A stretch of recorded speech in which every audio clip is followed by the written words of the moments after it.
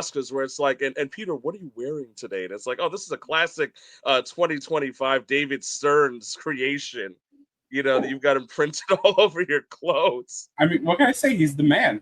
It's not easy to take over a team that's as historically dysfunctional as the Mets and turn them into a potential. I'll say potential because it's still very early juggernaut.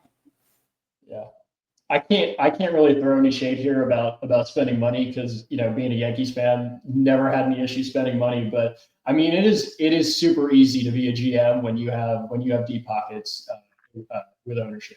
So not to discredit David Stearns or anything, but when you can sign Juan Soto to one of the largest contracts in MLB history, actually the largest contract in MLB history, it's pretty easy to be a GM for a team. I mean, you say that like he didn't have a lot of success with in Milwaukee with the Brewers. He had plenty of that, and Juan Soto is the largest contract in I think sports when you don't include endorsements and some of those soccer deals. But the Mets' payroll this year is still less than it was last year, which is shocking. Yeah, it is actually shocking.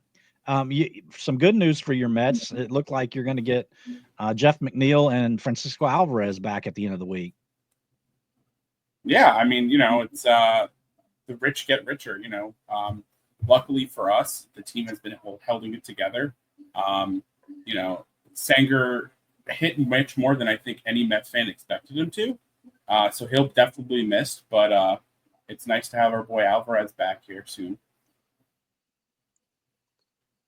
Yeah, I'm a big Francisco Alvarez guy. I've talked about this off air a lot with Ash about the idea that I feel like the pitching staff and Alvarez have a great relationship, and there were some stats that showed last year that just overall team ERA was actually stronger when Alvarez was the receiving end of the pitchers. But for me, that's crazy because now, if that's something that can still work, if we've still got a guy in the battery who's going to make the pitchers a little bit stronger, the Mets pitching in a way has made absolutely no sense to most of us here.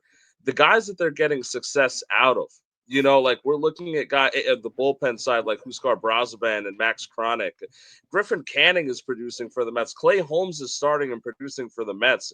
If it gets better from here, if you've got Manea coming back and Montes is coming back to a healthy Francisco Alvarez receiving them, it is very difficult, especially and saying this coming off a 7-0 homestand, it's very difficult not to be a little bit excited about what's going on this side of the bridge.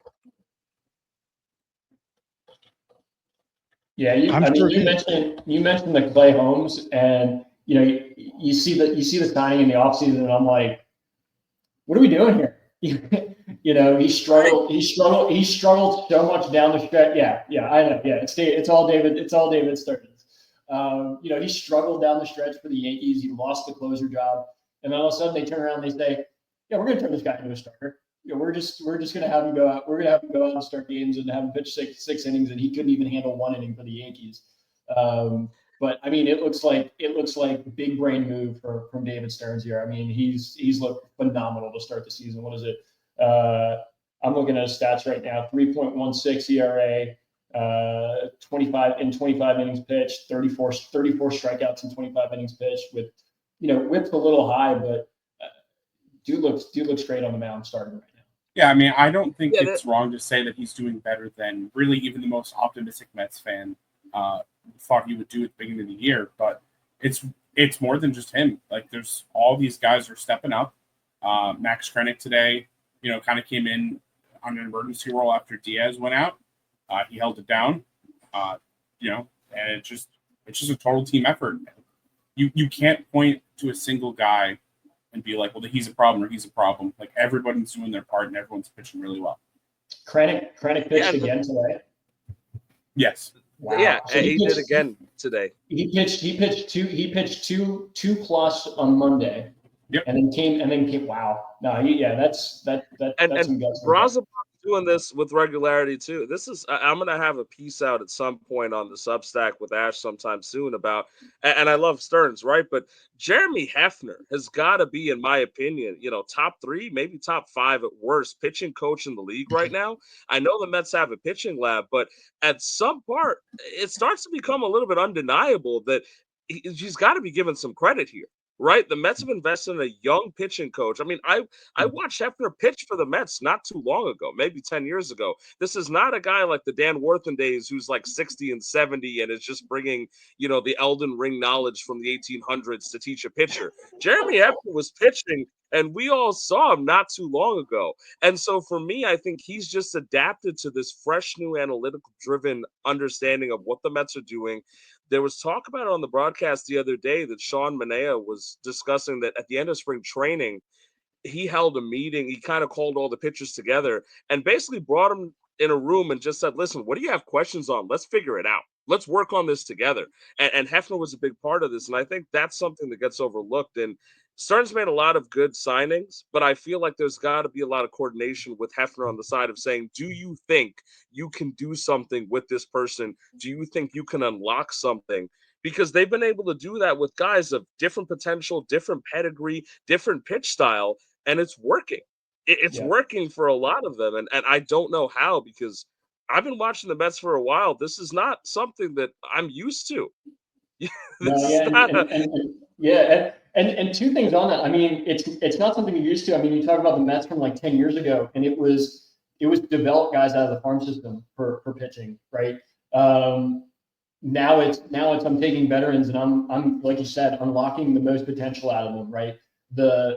Quintana last year, Manaea, and I think you bring up a really good point too. And I watch a lot of Kansas City broadcasts, and what they talk about with the success they've had in their starting pitching last year was the 5 guys sit down after every start and talk about what did I do right, what did I do wrong, and they're all communicating with one another on how as a group they can improve.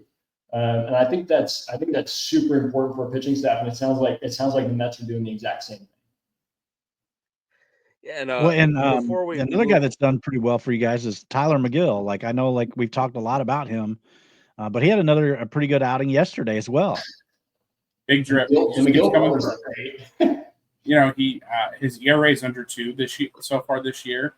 I know earlier I called for him to be in the bullpen, but if he keeps this up, even with Manaea and Montas coming up, you can't send him down to the bullpen.